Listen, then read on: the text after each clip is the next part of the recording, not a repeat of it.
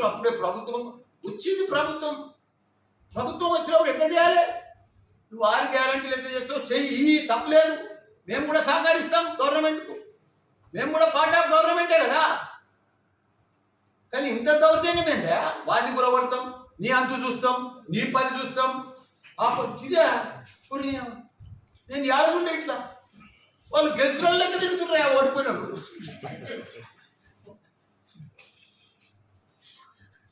దాదాగిరి చేసుకుంటా అంటే దాదాగిరి దేనికోసం?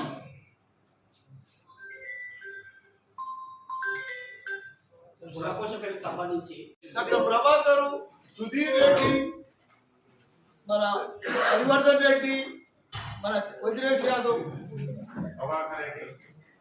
వీళ్ళంతా వచ్చారు కదా. వీళ్ళంతా వచ్చిరా లేదా? మరి ఎదుర్కొన్నామా లేదా? ఓడగొట్టినమా లేదా? చివరిగా ఒకటి, మీరు గెలిచినప్పుడే కాంగ్రెస్ లో కూడా కలవడానికి వెళ్ళారనే వార్తలు వచ్చినాయి స్టార్టింగ్ లో. అది ఎంతవరకు నిజం సార్?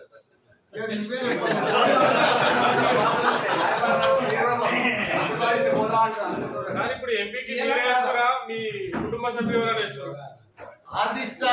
అధిష్టానం ఎవరికి ఆదేశిస్తే వారు చేస్తారు. ఎందుకంటే ఇప్పుడు మీరు ఎమ్మెల్యేగా ఉన్నారు, మీ అల్లుడు ఎమ్మెల్యేగా ఉన్నారు, ఇప్పుడు ఖాళీగా ఉన్నారు బలరెడ్డి గారు కానీ మీ కోడలు గారు కానీ.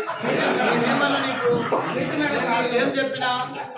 అధిష్టానం ఎవరి పేరు చెప్తే వాళ్ళు, నా పేరు చెప్పింది అనుకో నేను